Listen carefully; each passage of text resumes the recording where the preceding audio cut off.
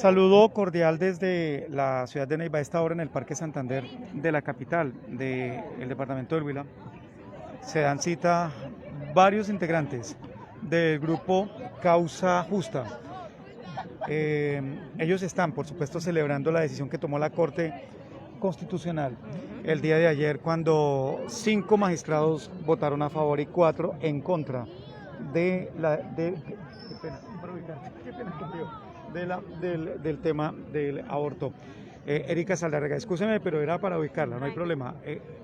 Erika Saldarriaga, de Causa Justa, ¿por qué están en esa actividad? Bueno, ayer la Corte Constitucional dio una noticia muy importante, y fue que después de más de un año de discusión de la demanda que pusimos desde el movimiento Causa Justa buscando la eliminación del delito de aborto del Código Penal, finalmente la Corte Constitucional decide despenalizar el aborto hasta la semana 24 de embarazo, y posterior a estas 24 semanas sostiene las 3 causales que ya veníamos manejando previamente desde la sentencia 555 del 2006. Es muy importante para nosotras esta decisión. ¿Por qué? Porque la sola existencia de que existiera un delito de aborto, la sola existencia de que existiera este estigma alrededor de las mujeres que deciden interrumpir un embarazo y los profesionales que deciden realizarlo, pues ya era una barrera para que las mujeres pudiéramos acceder más libremente al procedimiento. Recordemos que aquí lo que estamos discutiendo es si las mujeres merecen ir a la cárcel o no por acceder a un procedimiento sobre sus cuerpos, por decidir sobre sus cuerpos.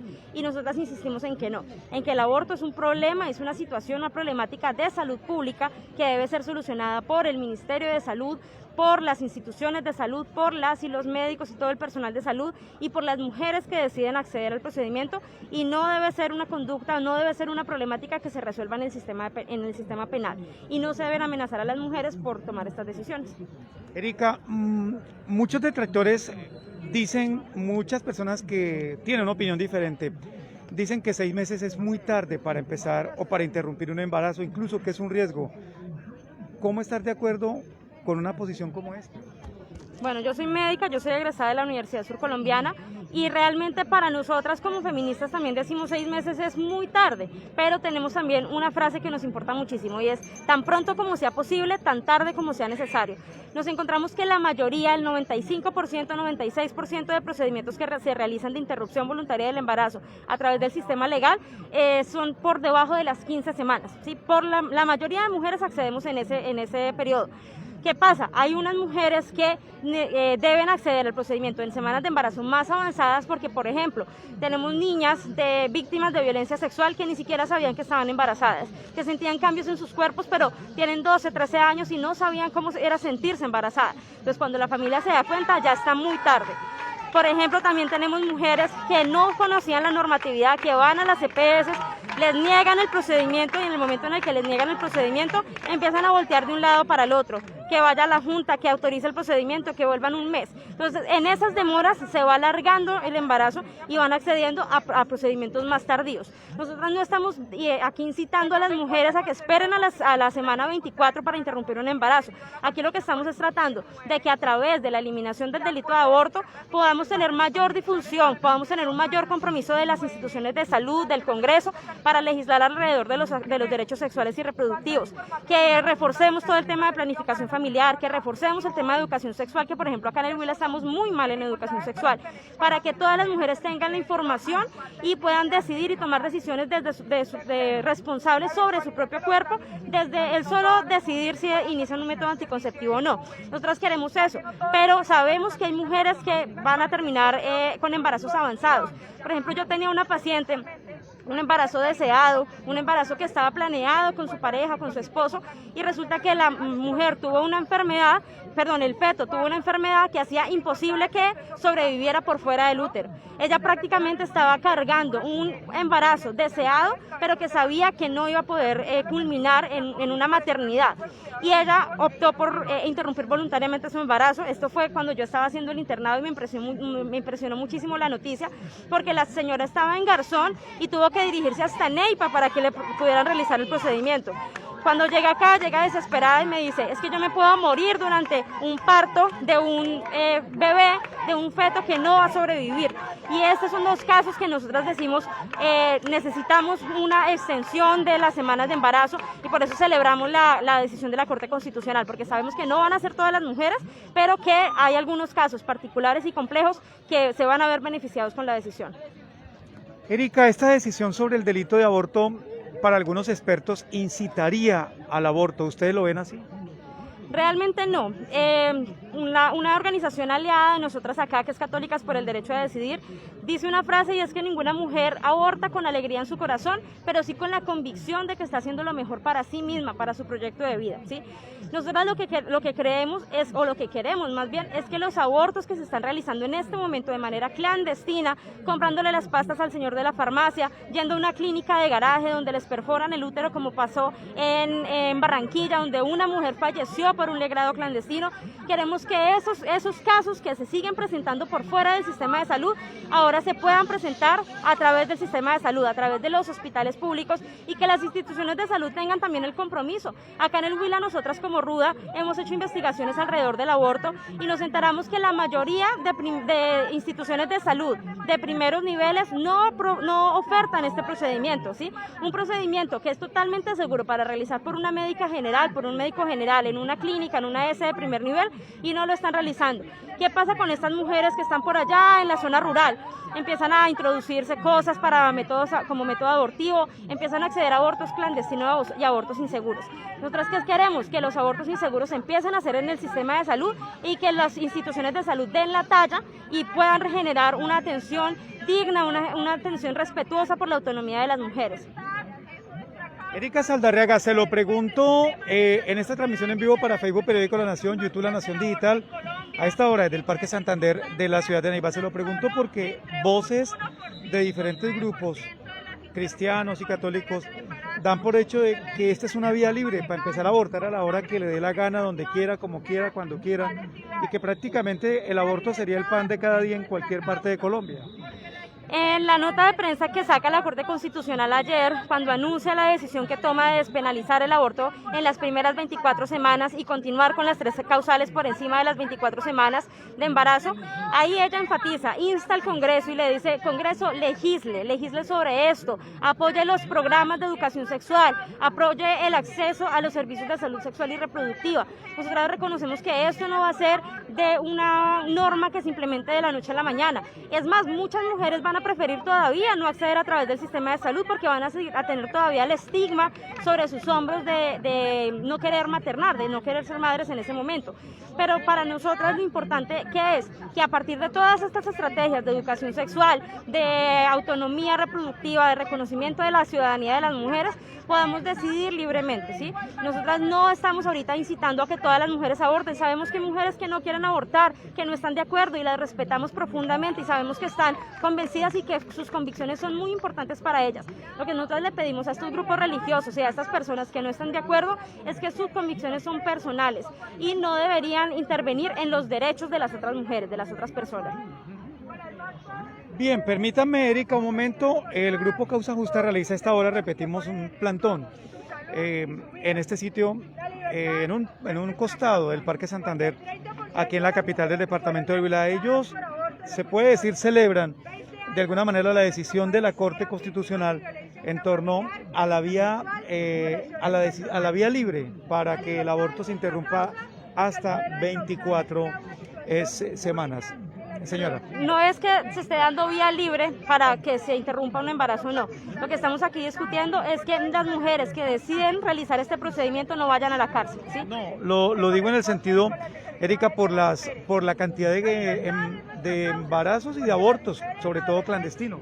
Exactamente, la idea es que las instituciones de salud en este momento brinden las garantías para que se pueda acceder sin el peligro de ser judicializadas o de ser acusadas de un delito, y la Corte Constitucional lo que abre es esto, es que la discusión nuevamente no se dé en el ámbito penal, no se dé con una amenaza de cárcel, sino que se dé como un problema de salud pública a través de todos los sistemas de salud, métodos anticonceptivos, educación sexual y todas estas estrategias que también se contribuyen a la disminución de los abortos clandestinos y que obviamente nosotras no omitimos y no dejamos de lado. ¿Qué cifra de abortos tienen ustedes? Pues en este momento, digamos que las cifras sobre criminalización son las que más tenemos como rondando en este momento porque nos evidencian unas injusticias bastante importantes. Entonces, por ejemplo, según datos de la Fiscalía entre el 2010 y el 2017, el 97% de las mujeres que fueron criminalizadas por el delito de aborto, o sea, que se les inició un proceso penal por el delito de aborto, eran mujeres rurales. Entonces uno dice, bueno, ¿será que realmente solamente el 3% de estas mujeres que están en las ciudades abortan y abortan de manera ilegal? ¿O será más bien que en las partes rurales no hay una educación sexual, no hay una educación en derechos sexuales y reproductivos? Entonces, esa cifra, por ejemplo, es muy importante. Nosotras desde Ruda realizamos acompañamiento de mujeres también y lo mismo, nos encontramos que por lo menos en el mes estamos teniendo 3, 4 casos de mujeres que están buscando cómo acceder al procedimiento bajo las causales ya autorizadas por la ley y se encuentran con barreras institucionales, ¿sí? Y encontramos también acá desde Neiva que hemos tenido que trasladar mujeres desde municipios como Pitalito, Garzón, La Plata, hasta aquí, hasta Neiva, porque en sus municipios no les garantizan el derecho a decidir sobre sus cuerpos. Ustedes le van a hacer veeduría en el tema de educación para impedir incluso embarazos en escuelas, colegios, que eso se cumpla. Precisamente nosotras, nuestro enfoque, por ejemplo, es integral, ¿sí? Precisamente esta semana tenemos ya diversos talleres alrededor de la planificación familiar, de los métodos anticonceptivos y estamos trabajando con diferentes colegios, con algunos colegios más bien, sobre el tema de educación sexual. Lo veníamos trabajando desde el año pasado con colegios de acá de la ciudad, con el municipio de Nátaga y la idea obviamente es seguir hablando por todos lados con eso.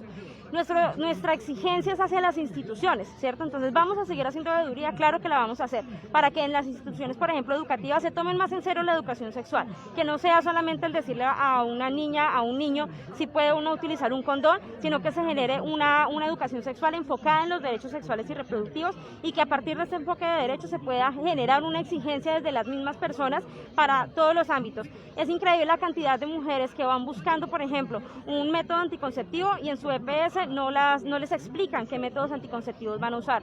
Y es el pan de cada día de mis pacientes, ¿sí? Que yo veo que llegan con, por ejemplo, con una alteración hormonal porque no sabían cómo tomarse la pastilla, nunca se lo explicaron, ¿cierto? O que utilizan métodos que no son tan seguros para ellas particularmente y tampoco nadie les explicó el riesgo que tenía. Entonces nosotros vamos a seguir insistiendo en que las instituciones de salud tienen que tener el compromiso de generar unos servicios de salud sexual y reproductiva incluyentes, respetuosos de la dignidad y respetuosos también de la inteligencia de las mujeres, porque es que nosotras podemos decidir también sobre todas estas cuestiones de la sexualidad y sobre, por ejemplo, la alcaldía, las secretarías de la mujer, de educación, de salud, pues que esta implementación de la nueva normatividad vaya acorde a lo que la Corte está planteando y es que no sea simplemente decir hay una sentencia alrededor de aborto, sino que está enmarcada en una política de salud sexual y reproductiva que se tiene que cumplir en los territorios y que la Corte en este momento con su sentencia que ya salió el día de hoy está instando al Congreso a que regule, digamos, más